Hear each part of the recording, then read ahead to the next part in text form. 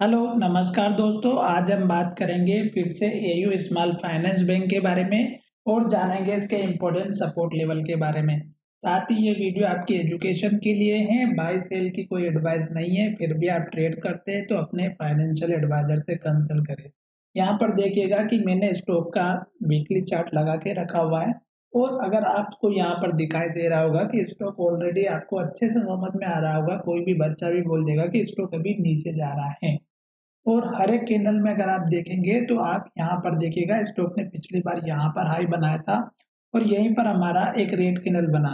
फिर दूसरी बार फिर स्टॉक ने वही स्टॉक में रेड कैंडल बनाया, इन्वर्टेड एमआर बनाया, फिर यहाँ आने के बाद फिर से रेड कैंडल बनाया।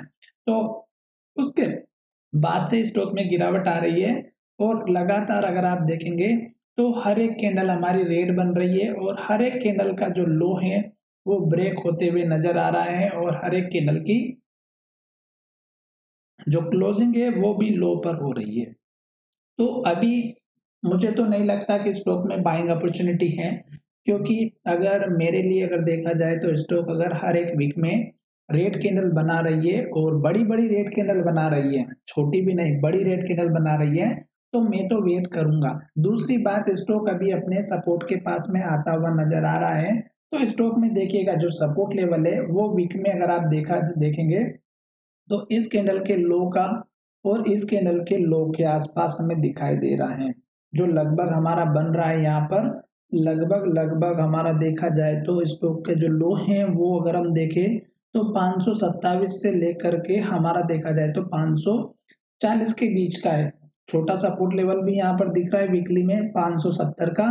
पर जिस स्पीड से स्टॉक में गिरावट देखने को मिल रही है उसके हिसाब से ये लेवल हमारा काम नहीं आएगा, क्योंकि 567 का ये लो है और स्टॉक में मेजर सपोर्ट लेवल कहाँ पर दिख रहा है, यहाँ पर जो लास्ट का लो बना हुआ था और यहीं से स्टॉक ने रिटर्न दिया था। उसके बाद स्टॉक ने यहाँ थोड़ा ऊपर दिया, फिर यहाँ और थोड़ा ऊपर दिया और यहाँ पे फिर और थोड़ा ऊपर रिटर्न दिया था, मतलब रिटर्न होकर के ऊपर गया था। तो स्टॉक में ये रेंज आप लेकर के चलिएगा और स्टॉक में यहाँ तक आने का वेट कीजिएगा। क्यों? क्योंकि जिस तरह से लास्ट की अगर आप ट्रेडिंग देखेंगे तो ये देखिएगा हर एक रेड कैंडल बन रही है और स्टॉक अपने हाई को टेस्ट करके नीचे की तरफ आ रहा है। दूसरी इंपॉर्टेंट बात, स्टॉक यहाँ आने के बाद अगर सपोर्ट लेता है तो उसके लिए आपको क्या करना है कि स्टॉक जैसे इसके आसपास आता है तो हमें कैंडल का चयन करना है कि कैंडल कैसी बन रही है। दूसरी बात, उस स्टॉक के सपोर्ट लेवल के बाद अगर आप देखेंगे तो यहाँ पर एक हमारा हाई बना हुआ था और यहीं पर हमारा स्टॉक ने लो भी बनाया था।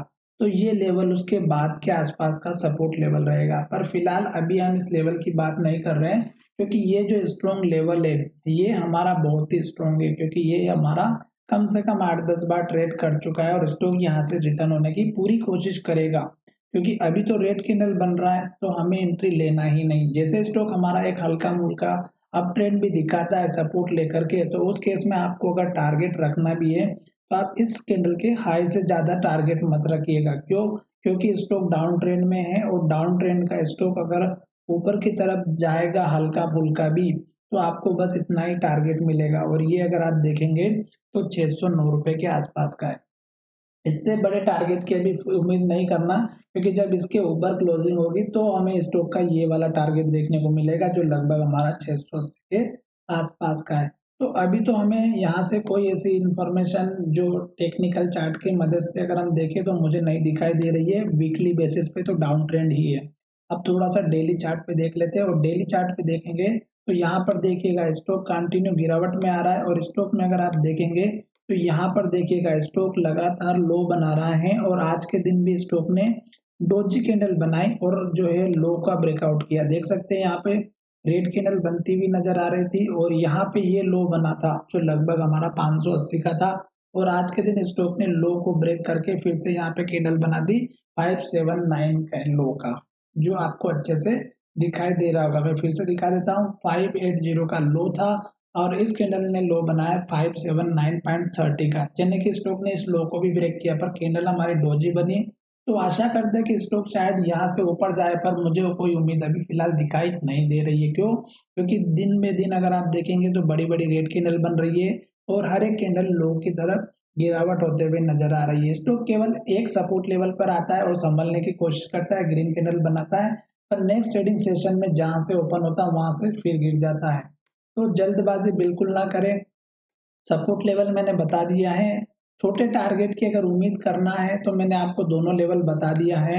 उसके बाद एक अगर आप देखेंगे तो यहाँ पर ये लो बना हुआ है, ये भी आप लेवल लेके चल सकते हैं 632 का। पर फिलहाल अभी जल्दबाजी बिल्कुल नहीं करनी है। अगर स्टॉक गिर रहा है तो नई फ्रेश एंट्री बिल्कुल भी ना करें। और साथ ही ये वीडियो बाय सेल के लिए नहीं है, केवल एजुकेशन के लिए है।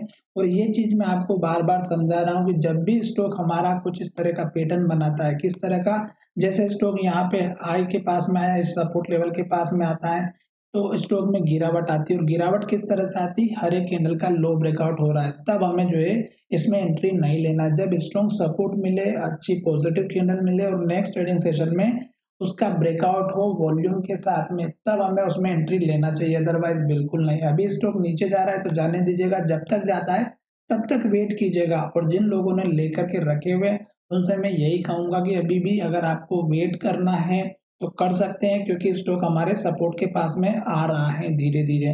तो सपोर्ट तक आते आते हो सकता है कि स्टॉक हमारा यहाँ से रिटर्न जाए और ऊपर की तरफ एक छोटा मोटा हल्का सा एक ट्रेड दे दे।